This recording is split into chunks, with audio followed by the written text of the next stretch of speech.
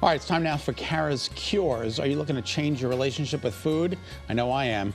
For good. Yeah, we're going to cut through the noise. There's so much out there, right? But celebrity dietitian Kim Shapira has a new book out, and it's called This Is What You're Really Hungry For. She's joining us now. She's a whole transformation program, so we're going to talk about it. Kim, thanks for being here.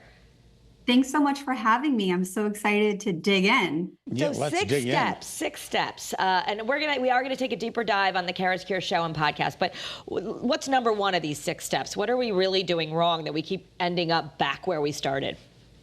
It's such a good question. And the truth is that rule number 1 is to focus on hunger. People are not focusing on hunger, which is so interesting. We're not taught to pay attention to our basic needs and the way that our body is giving us signals. We know when we have to go to the bathroom, but we don't concentrate on hunger. Instead, we concentrate on what foods we should be eating and what time we should be eating. And we need to focus inward. That's so interesting, though. So what are you saying? When you're not hungry, don't eat. When you're hungry, eat? Yeah, and actually get hungry and don't stay hungry. So it's simple. If you aren't hungry, it means that your body fat is too high or you ate more than you needed the last time you ate. And so really allowing your body to eat when you're hungry. And okay, let me start with the whole rule so you fully grasp it. Okay. It's eat when you're hungry. Take your normal portion, not the portion the chef prepared for you or what's on the label, but what you normally eat. Cut it in half. Wait 15 minutes for your body to kind of come back in with your mind and say, that was satisfying or not. This is going to help you kind of really focus on what your body needs. Okay. But so many of us are taking food off the table. Like we're realizing we're eating way too many carbs, we're gaining fat, or, as me, a woman in her 40s, it changes a little bit. So do we need to be really limiting or counting macros or focusing just on protein? No, and no. I think what's interesting about what you're saying is so many of us are eating more carbs than we need. And it's because maybe we've restricted them or we think that we don't have permission. And our mind is hardwired to say, now I feel restricted, so I want more of them. And as long as our mind feels safe around food, this kind of opens the door for the entire sustainability, right? We need to feel safe and we don't. We feel restricted, we feel confused, we feel overloaded with nutrition. All right, and you say, some of these self-transformation things, they take weeks. You say you can compress them into just 6 days?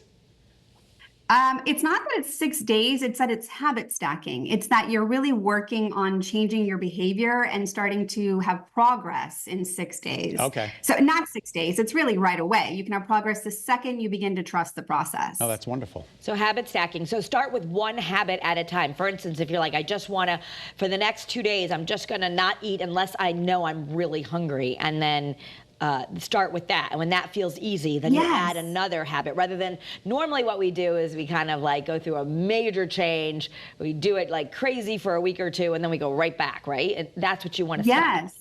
Yeah. And like there's so much fear around the idea that I'm going to wait till I'm hungry or I'm only going to start with half. And that's the piece that we have to turn to trust because we've had 21 meals this week. We can't even remember any of them. And the thing is, we need to be eating 3 to 5 times a day, every 2 to 3 hours when our body is hungry, or every 3 to 4 hours, really. And we will be eating again. And we need to come to a place of trust for this to really work, not fear. I love this. The method is about standing in your own truth. It's about not needing to belong to the in crowd or thinking about what's healthy or unhealthy. So true.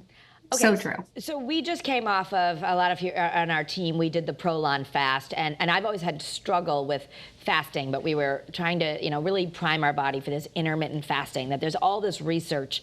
I mean, what's your take on fasting? Because I was just eating every 3 or 4 hours or sometimes more, but then I learned I actually wasn't as hungry as I thought I was once I did a reset.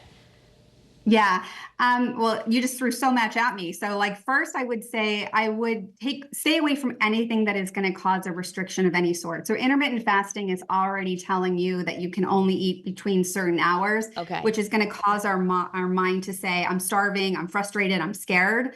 And we're not going to be able to rationalize our choices. So the only time we should be really fasting is after dinner and until breakfast. And that is enough of a fast.